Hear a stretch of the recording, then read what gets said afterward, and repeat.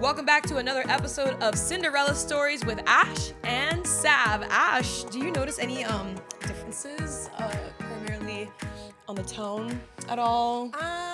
You look a little paler. Like, have you been Paler? sick or Paler.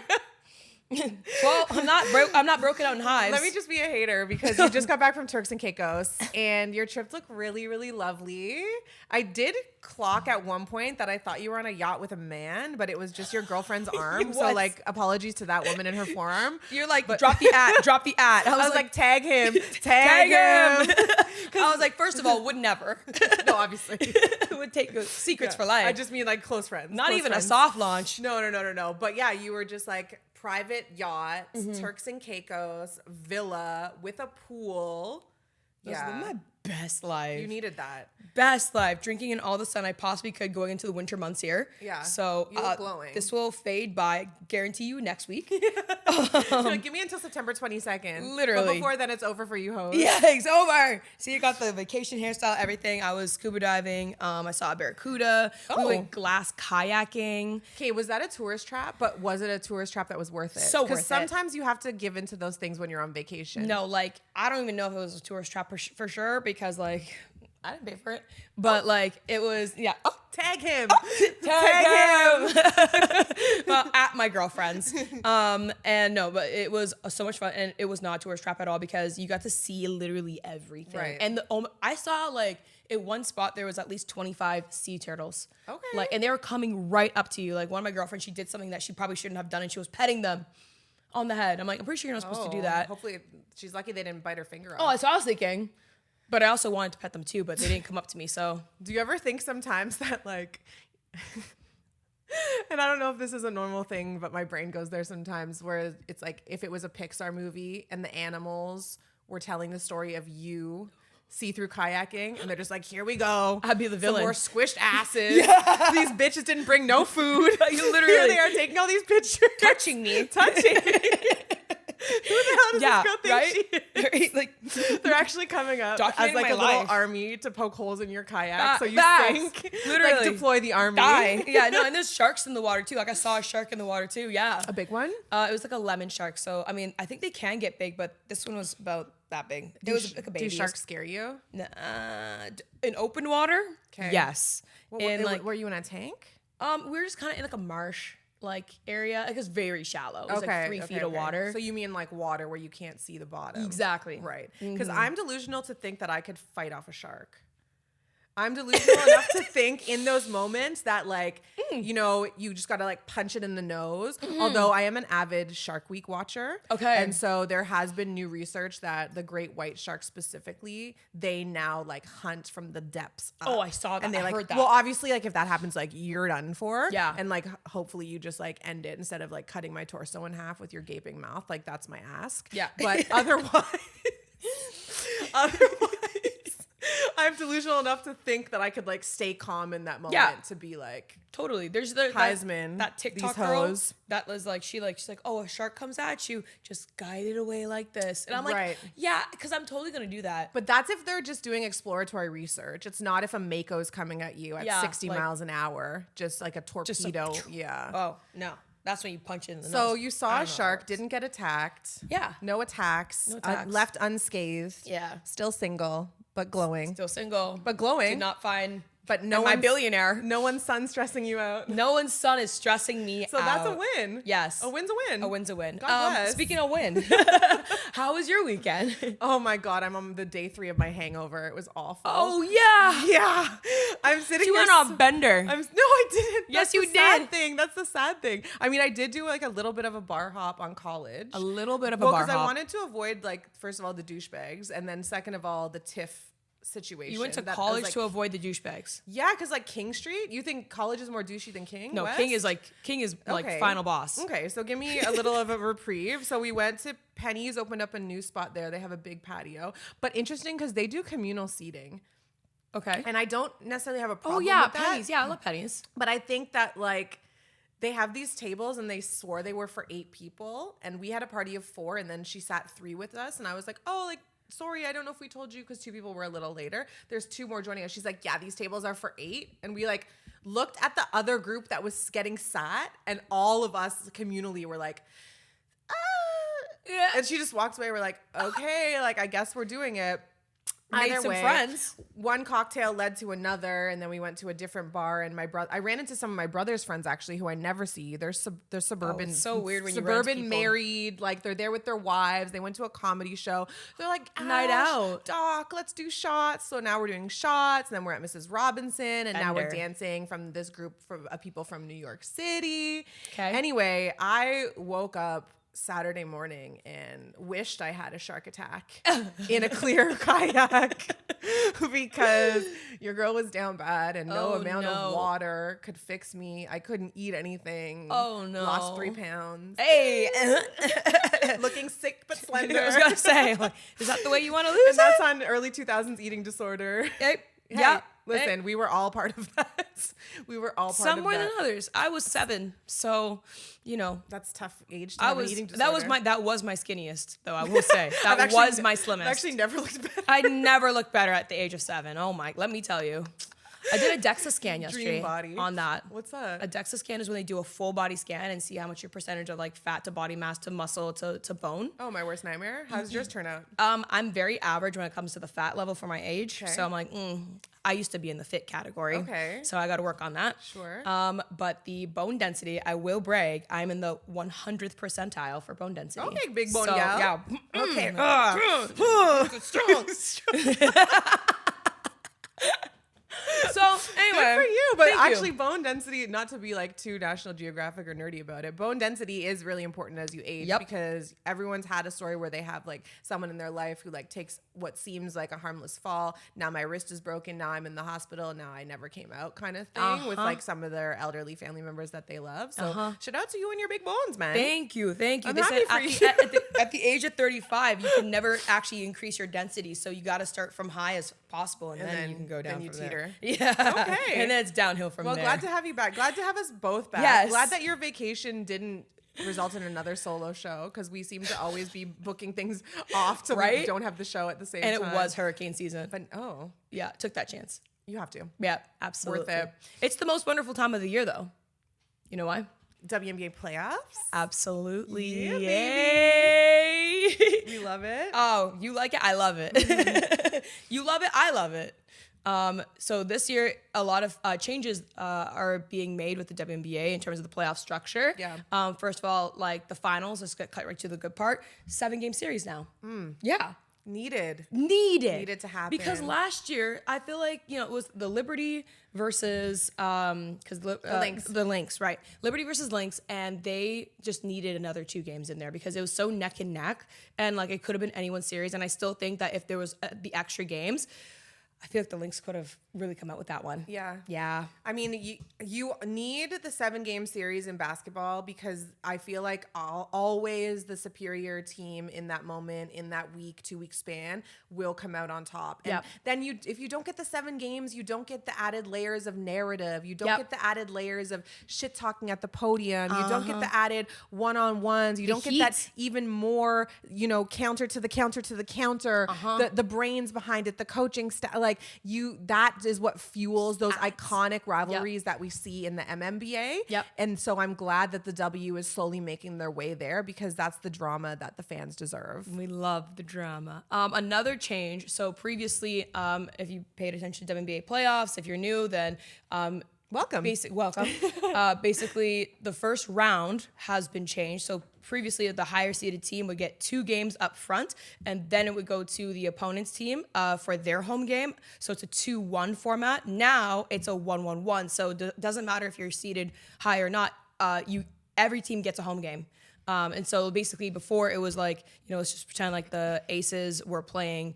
The Mercury and Aces were the higher seed, then that means that the Aces could win 2 games at home and the series is done. Yeah. But And now the Merc don't even get a chance. They don't even get a chance. So now it's all fair, it's all even, and I want to kind of even just open up this playoff conversation because we are in the first round, and we want to preference this episode by saying, because we only film once a week, we'll be just doing the recaps about more so like our overall thoughts, feelings of who is going to come out of each series or like out just in general.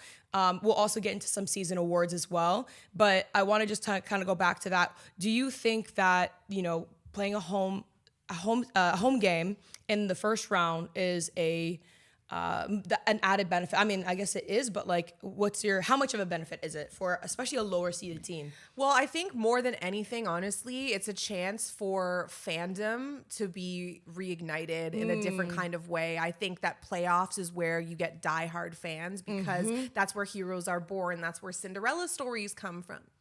That's where they come from, and that's where folk heroes are made, are the playoffs. Yeah. Not to mention from an organizational standpoint, you spent all this time and all this money trying to make sure that your team has a shot to get some postseason action, and then you don't get a chance to get any of those ticket sales, the merch, any of the, GDP from people coming into the city. Because we forget, we live in Toronto, so we're like, oh, the game's here, you just drive down or take an Uber down. America's not built like that. Like, there's main cities, but there's a ton of suburbs, and that's where a lot of the team's fans come from. Even in Toronto as well. We just are so focused because we're Toronto centric. But it's like there are people and families that plan for this and save money for this and drive down into the city, and they'll make it a whole weekend of it. They'll stay a night. They'll go to local restaurants. They'll go to the game. And so I think it's imperative for fandom that playoff teams get a chance to showcase that playoff caliber games in front of their fans, but then also, to your point, that home court advantage, that je ne sais quoi, that little boost when you need it the most, the people behind you rooting you on. Of course, it's going to be able to give you a little bit more juice in moments where it matters the most. Absolutely. And the one thing that I also want to point out is the fact that this is the first year that the WNBA did 44 games. Last year it was 40 games. Yeah, so they added 4. Regular season's expanding as well. And how it was really cool to see just how neck and neck some of the seeding came down the final 4 games.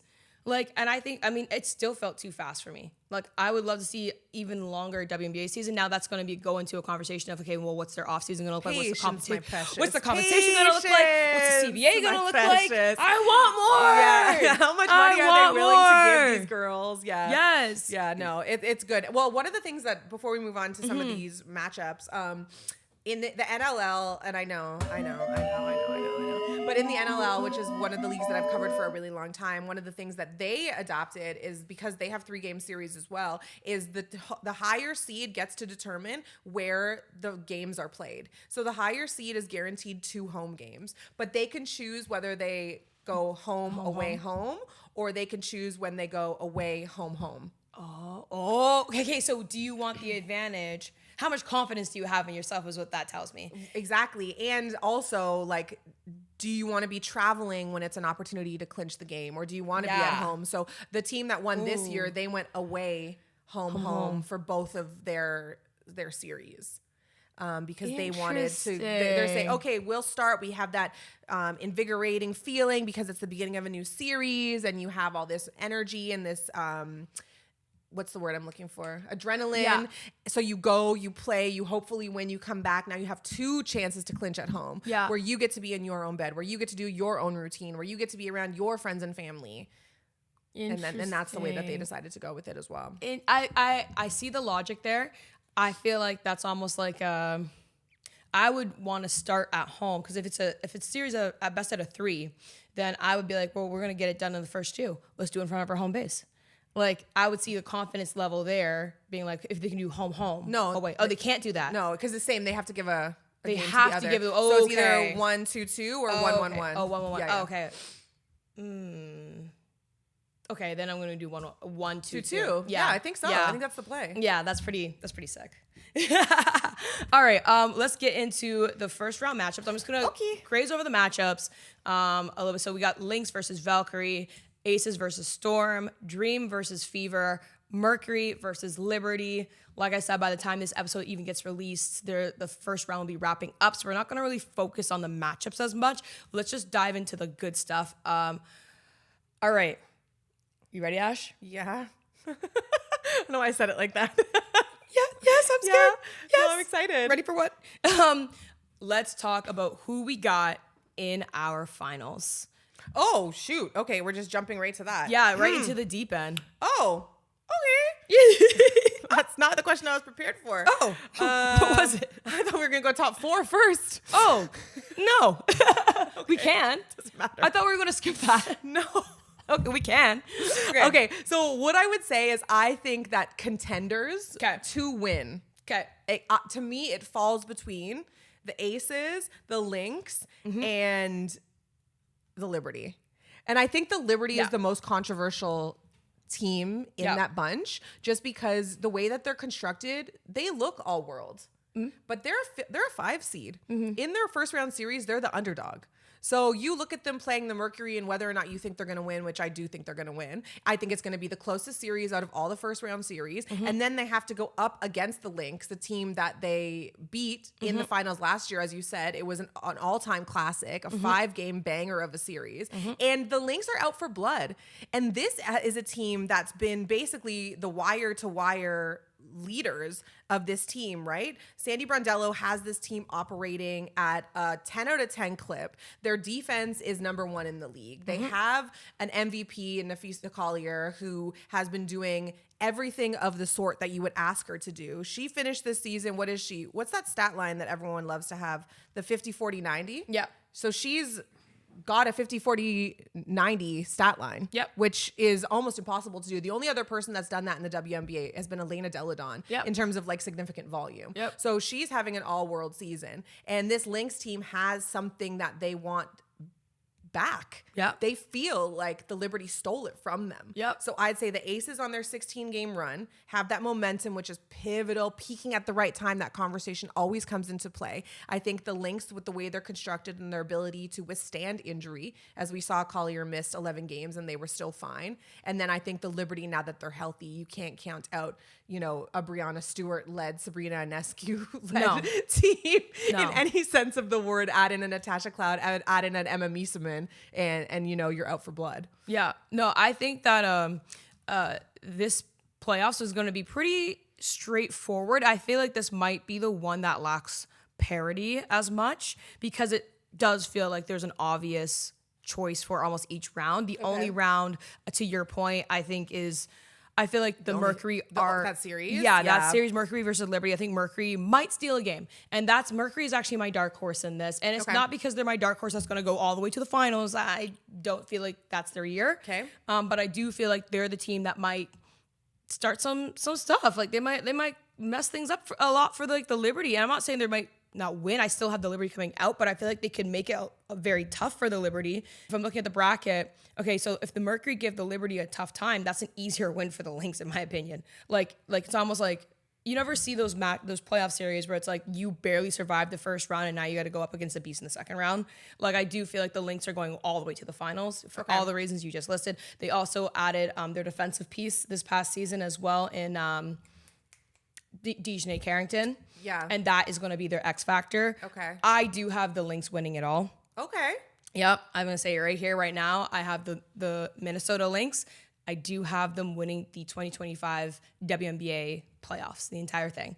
They'll be champions. So, I mean, I would like to see the Aces, and we can get into the A'ja Wilson conversation. That's going to be we're getting to the awards in a second. But I just feel like this is the Lynx's year to win. They are such a well-oiled machine. And what's really telling to the Nafisa Collier conversation is when she was out, their team still went 5-2, like won 5 out of the 7 games, and she was out for almost a month. And we all know that the biggest holdback, and once again, we'll get to the rankings in just awards in just a minute. But the biggest thing for me was like, okay, how was her team without her?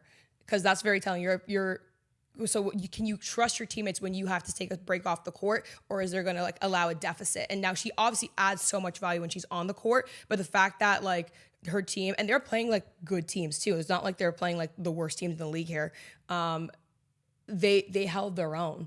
And so I feel like with A'ja Wilson and the Las Vegas Aces, the thing that makes me worried is because they had such a bad start to the season. And if you want to play the numbers game about their win streak going into it, which by the way, absolutely incredible, 16-game win streak going into the WNBA playoffs is just unheard of. Like I was watching a podcast with Sue Bird, and Sue Bird said, I've never heard of that going into the playoffs. Especially coming off a 53-point loss. Yeah, a 53-point loss smoked by the Lynx, by the way. Yeah, you get absolutely killed by the team that's supposed to be the top dog, wire-to-wire champs. They're the ones that are the team to beat this year. The favorites. They're running it back, trying to get that title that they feel like was swiped from them. Yep. And then Asia comes out and she says, listen. Enough is enough. If you're not embarrassed, yeah, and you don't want to do better, don't show up to practice. Don't show up to games. We don't want you here. Facts. And then they rattle off 16 in a row.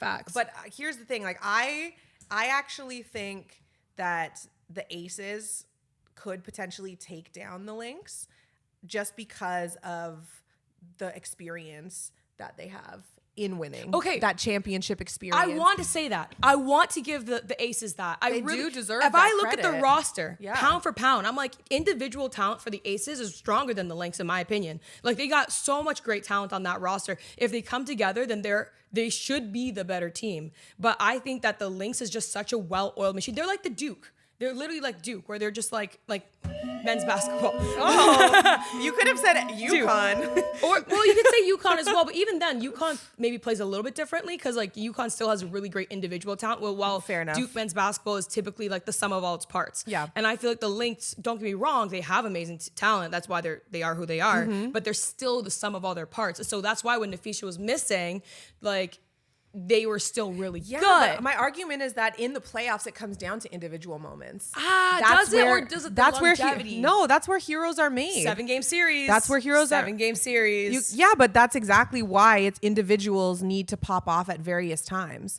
right? Like you have a Chelsea Gray, you have a Jackie Young, you have an Asia Wilson, you have all these players. And where were they? You have in all the these beginning of the season. You have all these players that can have these star-studded moments, which is why I think that although the Lynx, to your point, they are built like fundamentally sound. This program, obviously, like their head coach is the USA Women's National Team head coach. She knows how to get some people into gear and into shape and working in tandem. But I just think because it is 7 games, like who is going to be able to outlast, who is going to be able to endure? And quite frankly, Asia Wilson has proven time and time again that who's going to stop her?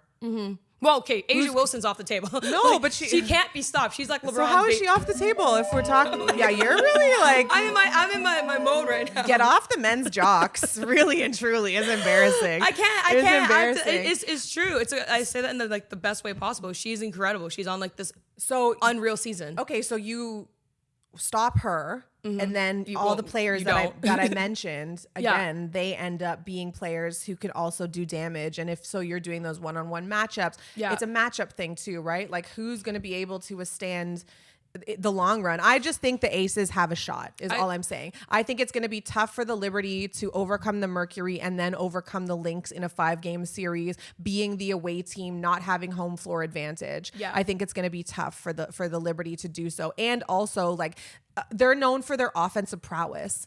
Defensively, defense wins championships. I think the Liberty are at a disadvantage when it comes to the Lynx. That's both the eye test and the numbers test. So over a 5-game series, the Lynx seem to be able to have a team that's going to at least negate some of that offensive power from the Liberty's side. But that's going to be a knockdown drag out series. And then so you have the Aces who theoretically overcome the Dream in the semifinals and then get to play the Lynx in a 7-game series. Either way, we'll be watching. And honestly, basketball's a very simple game. Sometimes it just comes down to how many times can you put the ball in the basket and how much points can you get each time. And I feel like with the Lynx's system, I feel like they're just more likely to come out on top if it goes to a Vegas and Lynx finals. But yeah, to your point, like I said, I really want to pick Vegas. Like I'm actually a Vegas fan. I'm a big fan of Vegas, but I just can't choose them because of the inconsistencies in the beginning of the season. And my other concern is this: playing the numbers game. And Sue Bird actually made this point in her podcast. They're bound to lose at least some point in this playoffs. And for me, I wonder if that loss happens sooner or later. Will their confidence be rattled, or will they come back on top? And also going into the playoffs, there's 2 mindsets I have about this. Are they going to be like, we've done it, we've made it this far, we're going to keep steamrolling? Or it's almost like I feel like you get to a point when you're at a win streak, you're like, okay, wow, we strung all those wins. Like, okay, now you're playing to not lose, and that's a different. Yeah, but That's Sue different. Bird saying that they're bound to lose. Yeah, obviously. It's a numbers game. Well, they're not going to sweep through the postseason. I don't Maybe. No, I don't think anyone expects that. They're going to go off and win however many it would be 19. Oh no, 2. So it would be 7. Yeah, 18 plus another 3. 21 plus another 4, 25. Yeah. I don't think anyone thinks that that was really good math for a dyslexic bitch like myself.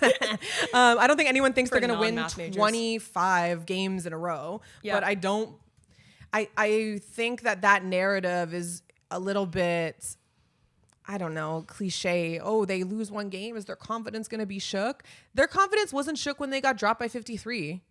They pulled up their socks and they said, step up or get the fuck out. Or this is embarrassing. So why would one loss against a playoff bound team shake their confidence? I think it's a little bit of a lazy narrative, to be honest with you. And so I just don't subscribe to something along those lines. Enough. I don't subscribe to that. Okay, I touched on it before. I'm going to go a little bit deeper this time, but the Phoenix Mercury in terms of being my dark horse. Okay. The reason why I think that they could potentially shake it up a little bit is just because of the talent on their team. Obviously, they have Alyssa Thomas, who, my heart goes out to her because every single year she's in the MVP conversation, and every single year she'll never get it. She gets no love. Yeah, and every single year she'll never get it. Doesn't get it. I know, devastating. Oh man, I feel for you. Listen, Alyssa, we see you, we love you, we hear you. Yeah, she averages 17, 11, and 10 against the Liberty specifically. I know. Yeah, she pops off. What do they call her? The engine? Yeah. Yeah. Yeah.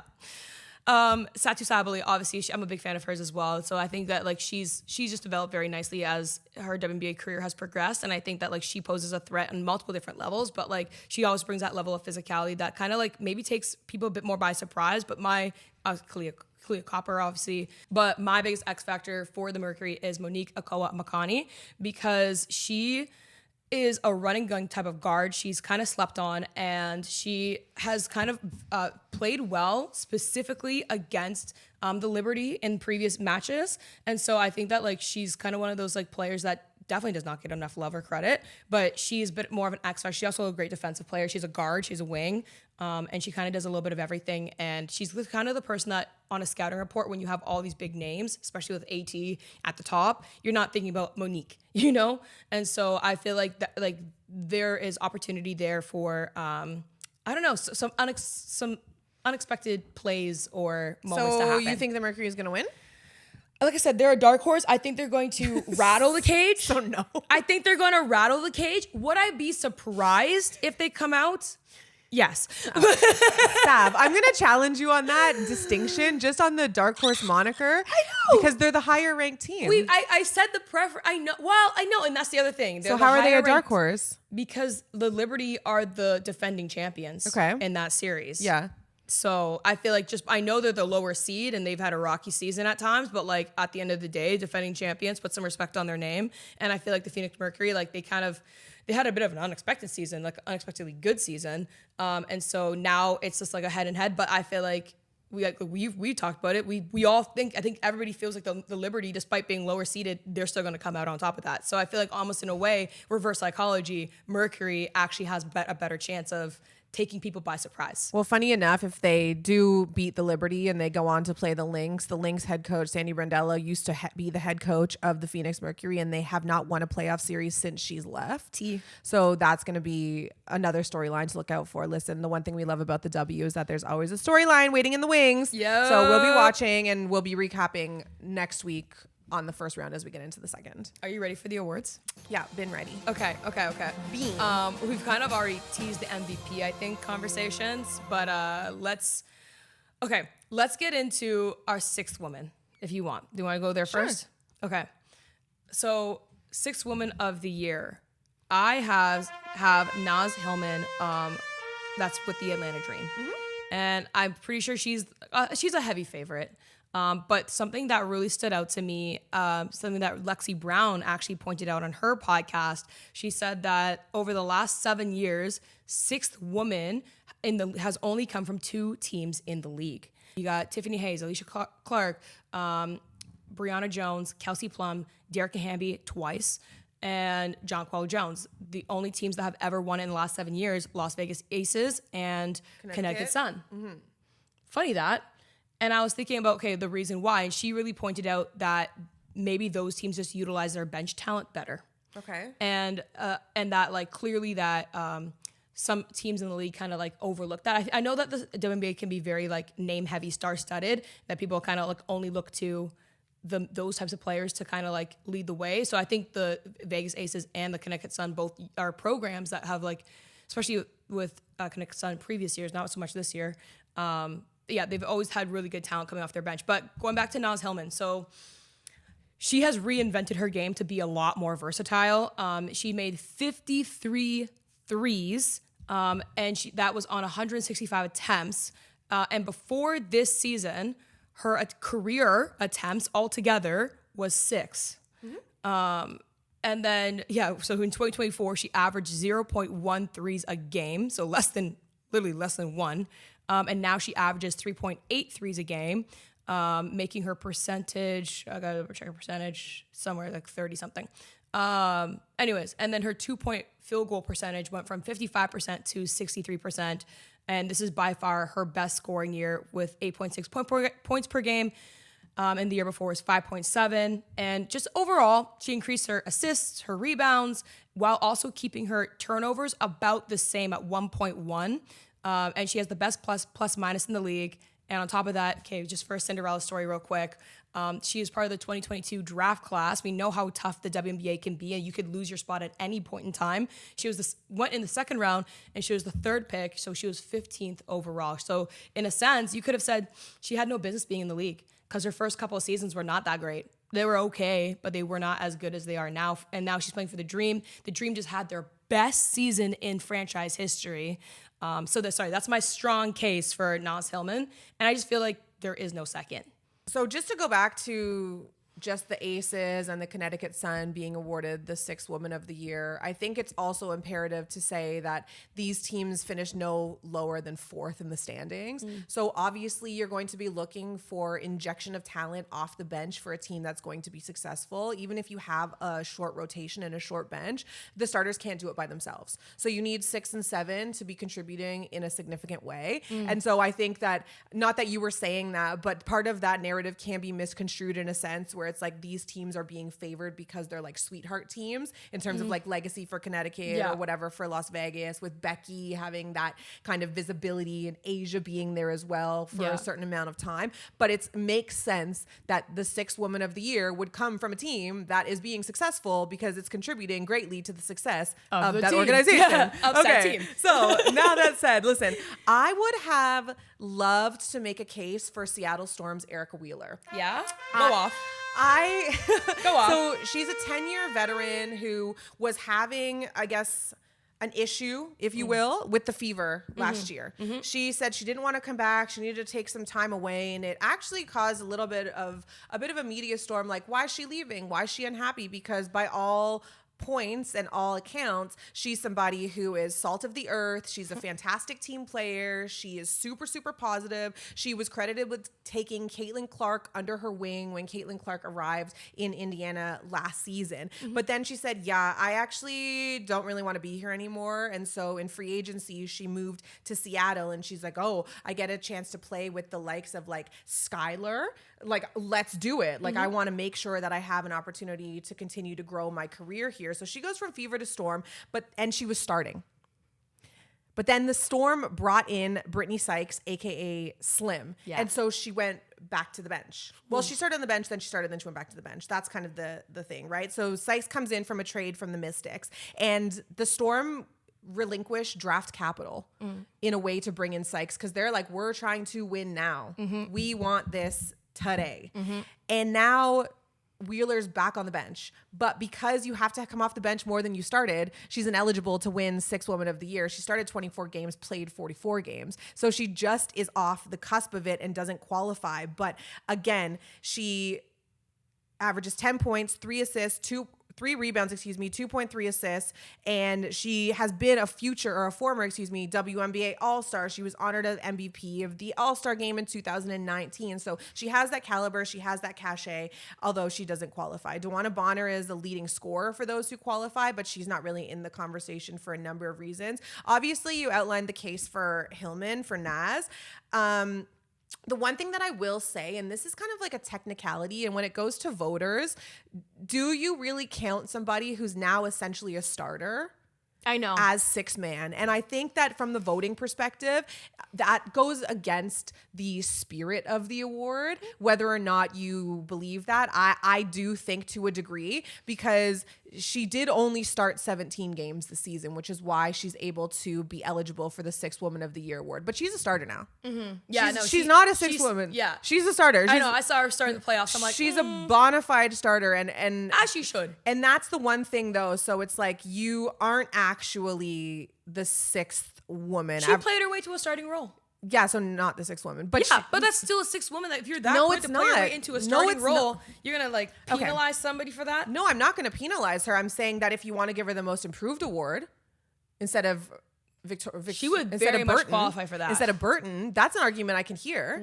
So that's what I'm saying is Fair that you don't enough. take it away from her because she was able to work her way into a starting position. I'm saying she started 17 games to end the season, essentially. She's now a playoff starter. I know they're regular season awards, but is that sixth woman of the year? Because another person that's in the case from this, and I know that the links are going to be like, No. people are going to be talking about awards Already, for them. no. But Natisha Heidemann, No. she averaged 9.1 points, 2.8 assists. She shot 37% from three, strictly coming off the bench. And so this role can be conflated in a lot of ways to mean different things for a lot of people. But the difficulty in coming off the bench and reestablishing a tone and being an injector into a flow of a game that might have already been established, or trying to change it in your team's favor if it's been a little rocky, Yep. that in of itself is a very individual and specific skill set. And so the sixth woman of the year should be somebody who's off the bench specialist.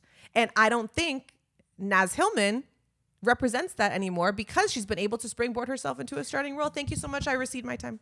No, I still stand by Naz because Of course you do. I still stand by Naz because she played her way. She deserves it. She played her way as a sixth woman to get into the starting role. And I think that like we're gonna look at the beginning of that, like her I'm sweating. like her, yeah, like what she did to deserve that starting role. And I'm not mad about rewarding somebody who's played their way off the bench with still a bench award, because at the end of the day, the majority of the season for her was still on the bench. My favorite thing about this is before the show, just so everybody knows, we're like, let's not make this a debate. Let's just state the cases for the people that we want to support. And here this one comes being like, no, I still think da, da, da, da. It's like, We did not say that. okay. I don't recall this You conversation. said, I don't want to make this debatey. I said, okay. I did not Yes, say you that. did. It makes for best television, first of all. Anyway, here we are debating once Sign our again. TNT contract, or I guess RIP Amazon contract. But yeah, like I think again, it just matters like what you feel like the sixth woman of the year composed award of. represents. I will say this on the Natisha point, because you make a good point with that, but I was looking into her last night and I was thinking, you know what, she played in all 44 games. Her field goal percentage did jump to a career best from 38% last year to 49% this year, so that's significant.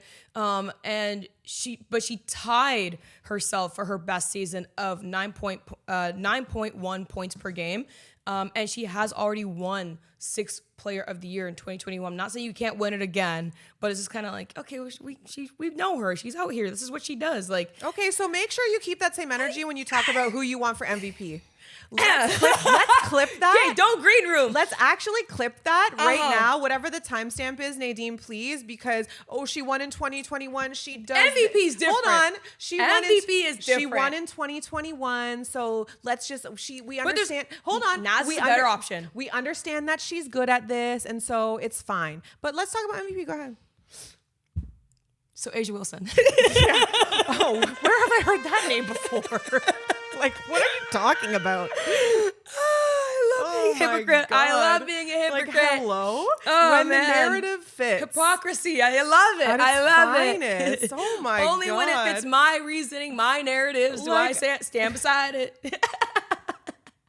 All right, so Asia Wilson for MVP. Oh my God. She has won it in 2020, 2022, 2024. But here's the thing. Okay, Yeah, what is the thing? I would love to know.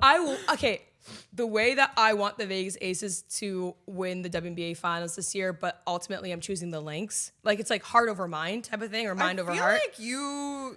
It's mind over heart. Okay. Mind over heart. For me, I'm like, yeah, the Lynx are going to win it. Okay. But at heart, I'm actually a Vegas Ace. I'm a fan of the Aces. Okay. So I could be. It's a better color palette. Exactly. The red goes way on better both with my of skin us. tone. Yeah. Yeah. The undertones go crazy. In the gold? Okay, but yeah, so Asia Wilson, yeah, look, I mean, before I want to get to her, I actually want to give a case for Nafisa Collier because she really, really put herself in a position to potentially get the MVP this year. Listen, she's the best player on the best team in the league, and that should be good enough right there. But unfortunately for her, the thing that works the most against her case is she only played 33 games. Like I said, she missed about a month of action. Meanwhile, like other players have played significantly more, but mind you, she's having the best season of her career, basically with, you mentioned it earlier, the 50-40-90. For those who don't know what that means, it means she had 53 field goal percentage, 40% from three, 40% from three, and then 90% free throw. All doing this, by the way, this is the part that has never been done before, all doing that while averaging 20 points per game, and she's at 22 points per game. The volume is the thing that stands out, because usually when you are increasing your volume and your touches and your looks at the basket, the averages are bound to go down, even if just incrementally. But she managed to stay steady. And the only person that has done the 50-40-90, as you said, was Del Don, and she won MVP that season. Yeah. So that's very telling as to why Nafisa should definitely get the MVP. She deserves it, but I think the biggest knock on her is just going to be her time missed. That's like 11 games, which in a season of only 44 games, that is significant. And the other thing that I would say that works a little bit against Nafisa, in my opinion, is the fact that the Lynx are such a well-oiled machine. And when I think about the definition of what is an MVP, most valuable player to the league, to the team, because if you take Nafisa off the Lynx, the way that they saw action in August, they only lost 2 games and they won 5. So they're a pretty good team even without her. Like, in theory, obviously it's not sustainable. They're not a better team. It's like that fallacy. Yeah. But they'll be fine. They'll be fine. Meanwhile, you took Asia off of Aces. Yeah, the on-off and I think they collapse. Appalling. She's the connector, like hardcore. So most valuable player to their team. Yeah. That's a tough one, but I think that's what also I will give Asia a bit of an edge here. I'll let you get into Asia. My last thing about Nafisa is that she did get Defensive Player of the Year last season, and we'll go into DOPY in a minute, but I always feel like DOPY is the runner-up at MVP. Okay, interesting. Yeah, I'll make my case about that later. Okay, go into Asia and why she deserves all the love in the world. Well, I think that, like, to your point about Nafisa, and it would just be a damn shame, wouldn't it, if the Lynx got snubbed for everything. I know. I think they'll get Defensive Player of the Year, but I think it's going to be someone else. And wouldn't it just be so disappointing if Nafisa didn't get the MVP as well? I think that it comes down to one of these things where if it was a player vote, it would be Fee. Yeah. But it's not. Yeah. It's in the hands of writers, right? And so I think that's where the differentiator kind of lies. And everyone loves a recency bias. And this 16-game win streak that the Aces took into the playoffs is really something that you can get behind, and really something that you can point to Asia specifically for that run. The Aces aren't in this advantageous of a situation. They aren't even in the playoffs if she doesn't pull her socks up and bring the rest of her team with her. Everyone else started hitting their stride as well, but she is the heart of the matter. Without Asia, you're not in this position. But what I will say about Fee is that she is one of those just like silent killers. She carries herself with so much grace and so much composure. Yeah. But don't get it wrong. Like, she will take you down if she needs to. She reminds me of one of those girls who's like, you're like, yappa, yappa, yappa, key. And she's like, are we fighting or not? Because I'm about the action. So are we actually throwing hands? Because if not, please get the hell out of my face. I don't mingle. Hold my ear. I don't mingle with peasants. Right? Like, are we fighting or not? Yeah. She's about that action. And so I have a lot of respect for what she's been able to do. And if she does win MVP, I think that's absolutely fine. I don't think that anyone would really blink an eye out of it. But I think that just Asia has turned into America's sweetheart. in that regard. She has a Lego commercial collab with Nike. She would be the first 4-time MVP winner in WNBA history if they award her MVP this season. She's the head of the big bad aces, and she's essentially a Narcan shot to the temple to revive you into getting to where you need to go. Like, she is going to be the ultimate lifeline in this. She was just awarded her AP Player of the Year award. I think that's a pretty good indicator of where the MVP is going to go. And one of the things that we always look to is the defense. You talked about it. That is something that she does that is special. Becky Hammon was very vocal last year when Nafisa Collier won the Defensive Player of the Year award. And she said something to the extent of like, if you're going to be searching and digging that much through numbers to try and make a case for somebody else aside from Asia, I'm pretty sure you have your answer in the first place. But there becomes voter exhaustion. There becomes questions about, splitting up awards, embarrassment of riches, all that stuff that's like the human element of these voting that make it so interesting. Like, what do individuals value? Nonetheless, I just think that like the way that things are shaping up, it's going to be Asia. You're going to come for the queen? Yep. And then she also led this turnaround of the aces?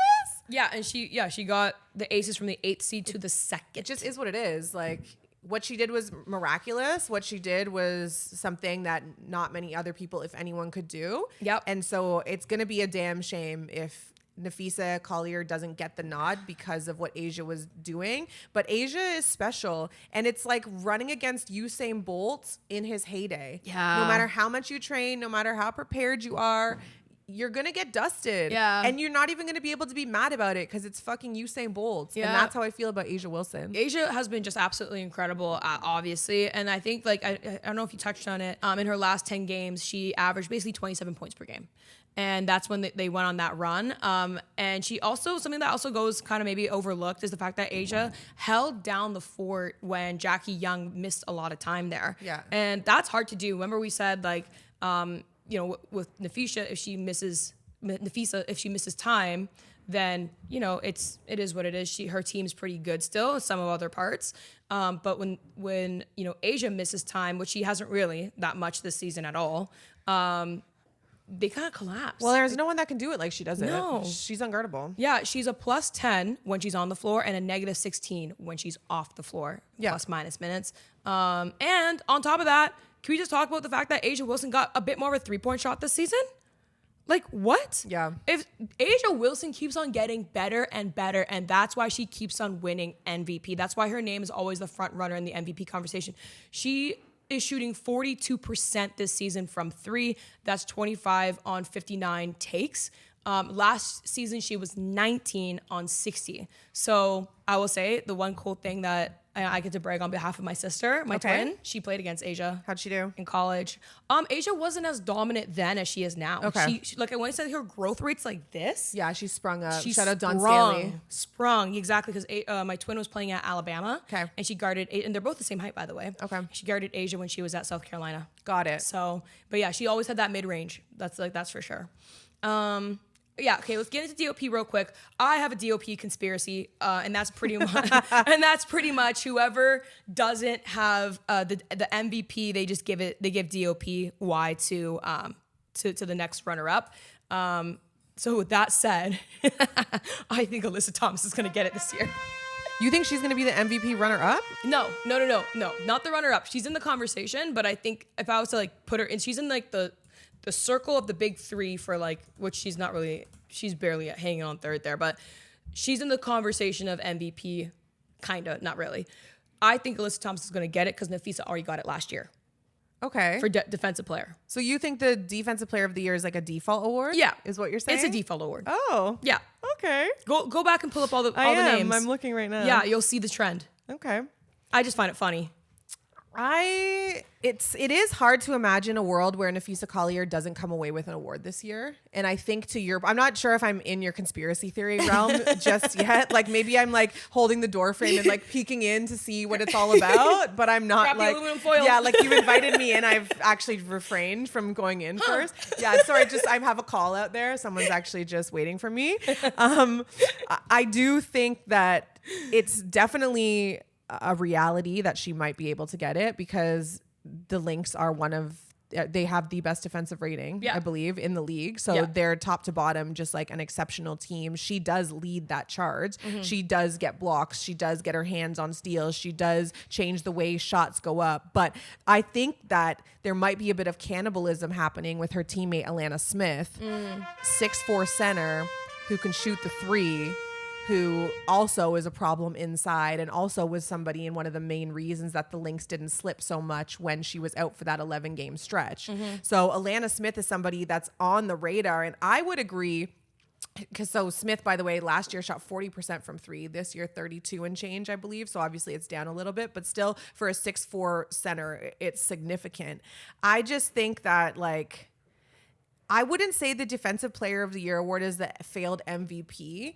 I actually think that there's an opportunity here to make it somebody who is unexpected because the rest of the awards this year are cut and dry to a large degree. Like, we know who the Coach of the Year is going to be. It's going to be the Valkyries. Yeah. We know that it's probably going to be Asia or / Nafisa who's going to be MVP. Yeah. We know, who's going to be the Rookie of the Year. Yeah. You have all these rewards that it's pretty cut and dry. And I think most people are on the Naz train with you for 6th Player of the Year, even though I disagree. Naz. But I think Defensive Player of the Year is where there actually is some room for a little bit of creativity, and everyone loves to feel like they're doing something a little bit different. And so Alana Smith might be the answer. But Collier, of course, is somebody who can do it, but will she get the full snub? I think that would be egregious. I think I would have to riot if I was a Lynx fan or player. And I think if Collier doesn't at least win one thing, we'll be getting a lot of interesting sound bites out of the Minnesota camp. Listen. I just want to point out the previous winners of DOPY have been Nafisa last year, as we said, Asia Wilson 2023, Asia Wilson 2022, which she actually was MVP and Defensive Player of the Year in 2022. Sylvia Fowles in 2021, Candace Parker in 2020. Those are some really, really big names that could have also, I don't know, those are kind of the bigger names for me that was there another defensive player? Don't we were Asia, I feel is the best. And though that was well deserved. Nafisa, obviously, that's also well deserved. Well, she wasn't actually first in any of the major categories. For which one? Last year. Oh, for Nafisa? For Fee. For defensive. She was second in steals. That's why I have my conspiracy theory. She was second in steals. She was third in rebounds, and she was 7th in blocks. Career highs, but still not the best in any major category. Here's some tinfoil. Come.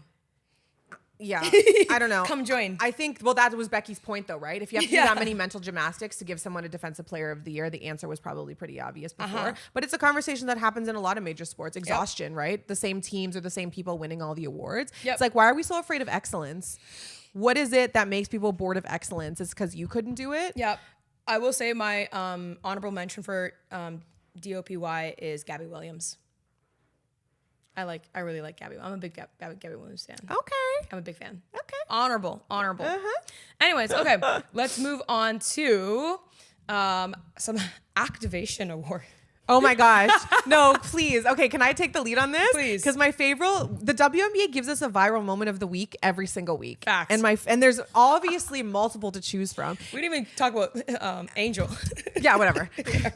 We can get back to her because I would also be twerking on a private jet too, given the option. Same. But the Lynx in their last their last regular season home game, they did an activation where they gave everyone blonde or pink bob wigs, obviously in celebration of the stud buds, and everyone wore them. And it was just the funniest scene. You just look out in the crowd and it's just are you calling me Bob? Yeah. Bob? And everyone just has their pink wigs on. It just looked so cute. And honestly, I feel like the Aces activation team must be pissed they didn't think about it, because that actually has been Angel or Asia Wilson thing, because she did blonde wig on media day. And they keep putting the blonde wig on her teammates, and they're like, can you fucking stop?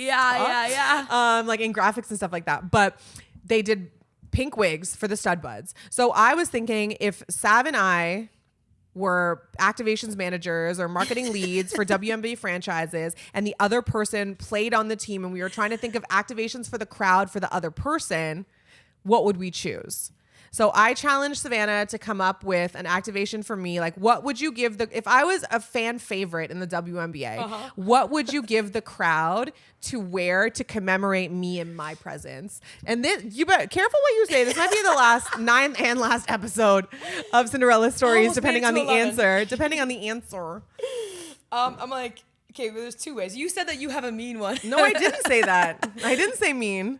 Okay. I said I have a crazy one. No, go ahead. Okay. Well, I want to have a follow up. I'm gonna say my initial one and then I'll follow up. So initially, I feel like I would give the entire crowd, Starbucks, Starbucks cup, whatever. You have iced coffees all the time.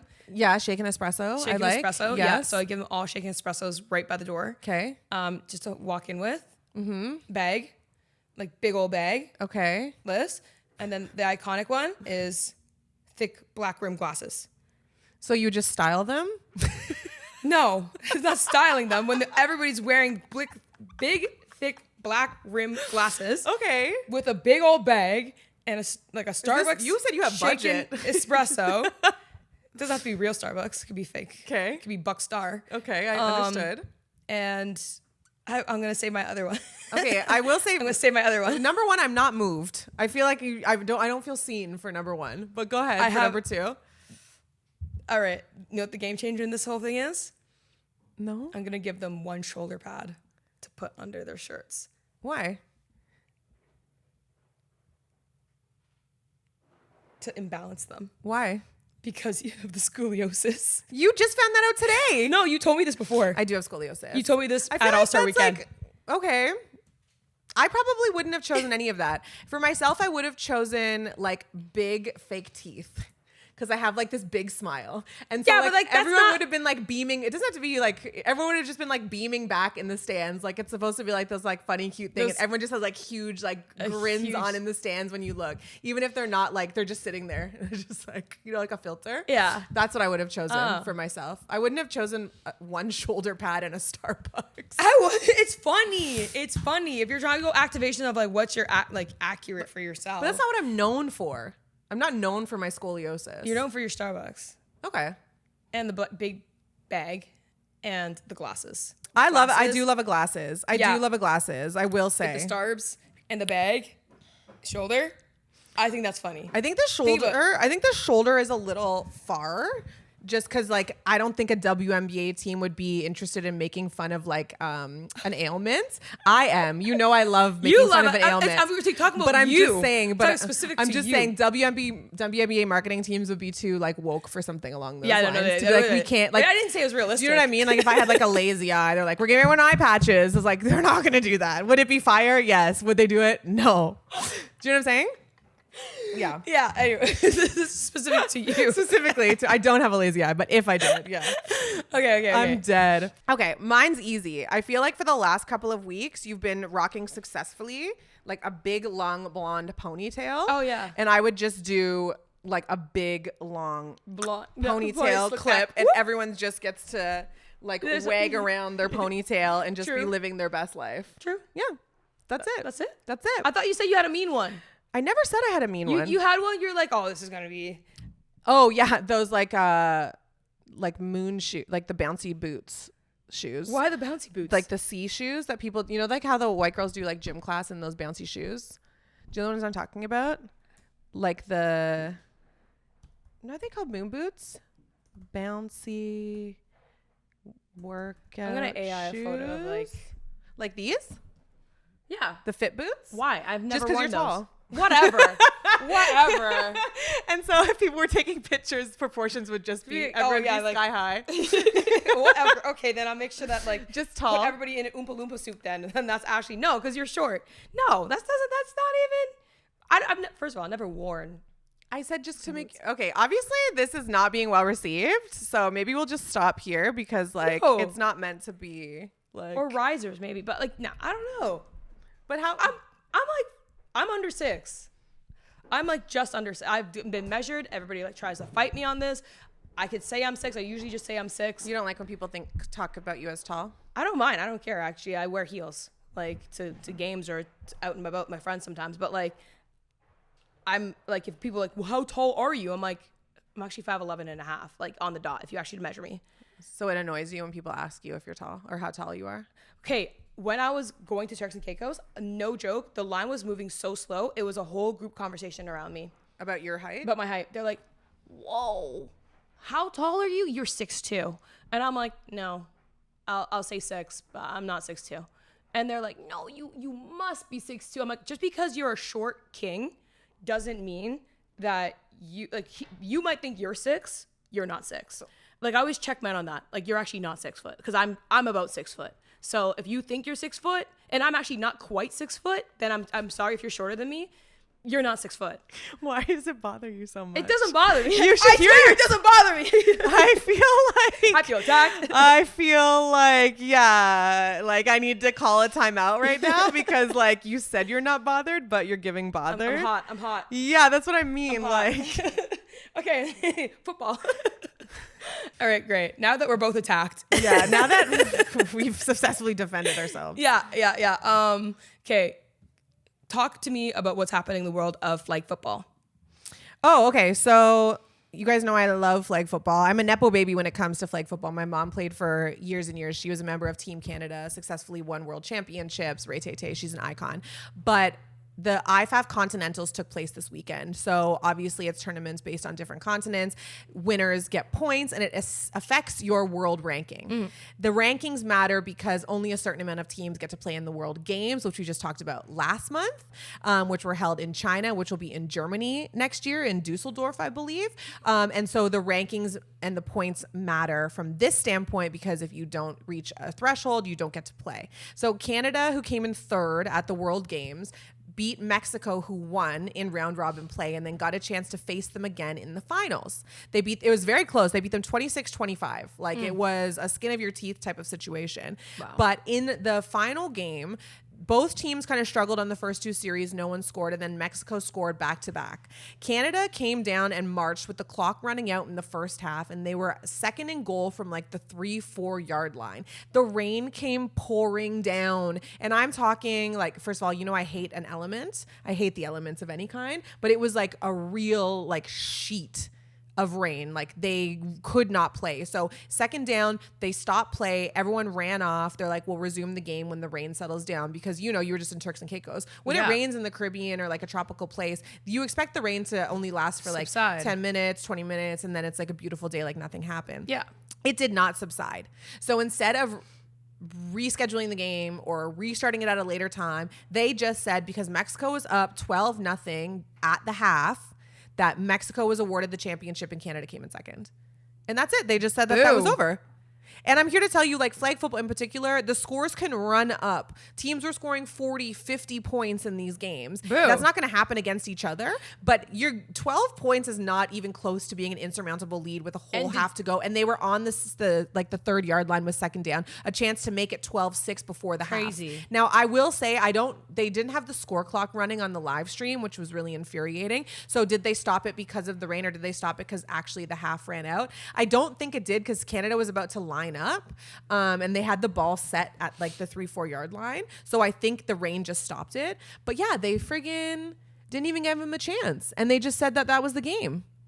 That's crazy. I would be pissed. That's smoke right there. I would be pissed. That's immediate smoke. That's Canada hasn't absolutely not. Well, because Canada hasn't won gold in these games for like 14 years or some shit too. So it's like they have an opportunity to do something that like no one in this generation has done. Like, and I'm calling this on the league. Yeah. That's crazy. Yeah.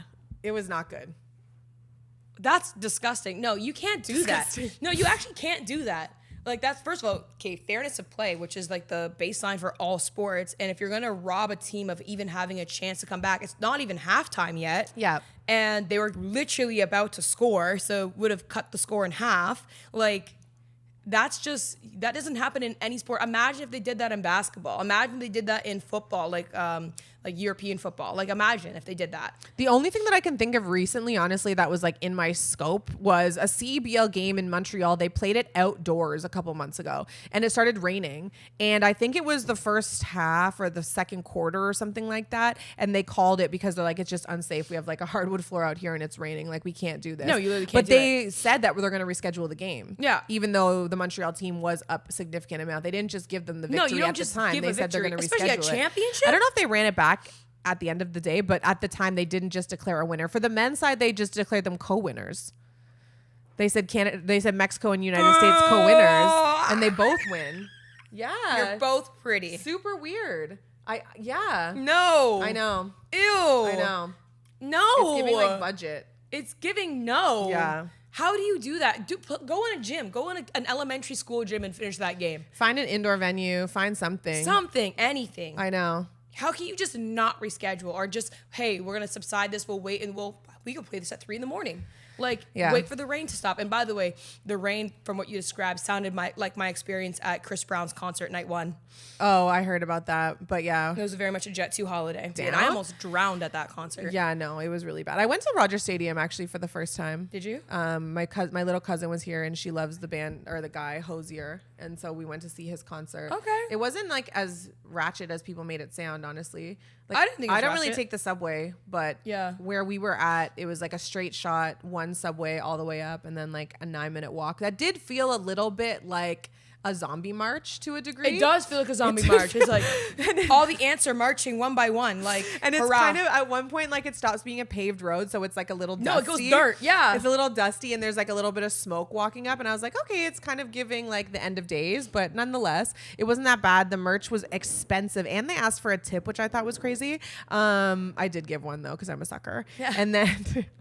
And then just like the whole thing was pretty fine. I guess I don't know why people were. Maybe it was just that first weekend that wasn't as organized, but I thought it was fine. Yeah. I think we're just spoiled in Toronto again, like to my previous comments. Like we're used to everything just being so central. You take an Uber down to Scotiabank, you take an Uber down to Old Sky Dome, and you're just like right there. Yeah. Every other place, like their main venues are off the beaten path. Yeah. Like in other main we're just cities. Like it's spoiled. not close. Yeah, we're just very spoiled in Toronto. And on that note, Of being spoiled. of being so spoiled, that wraps up another episode of Cinderella Stories. Be sure to like, subscribe, and find us. And by the way, let's tease this up. We will have a watch party, a live watch party for round 2. So basically next week of the WNBA playoffs. So be sure to tune in. We'll have all the details up on both of our channels as well as our Cinderella Stories pod page as well. We're still figuring out some logistics, but stay tuned. We'll tell you guys where to catch it. But that's gonna be a lot of fun. I'm excited actually for that a lot. Me too. I think it'll be a cool like pivot. Yeah. And I love watching live games. So Yeah, right. And they get to join us in like the comfort of my living room. Don't judge, but my living room. It's a condo in Toronto. Bring your snacks, bring your eye masks. Absolutely, It'll be very right? girly. Face masks, everything, hair wrapped, everything. Anyway, so that wraps up another episode. Thank you for watching. Shout out to Evan for joining us in the studio today, and safe trips to Japan, Evan. Bye. Living his best life.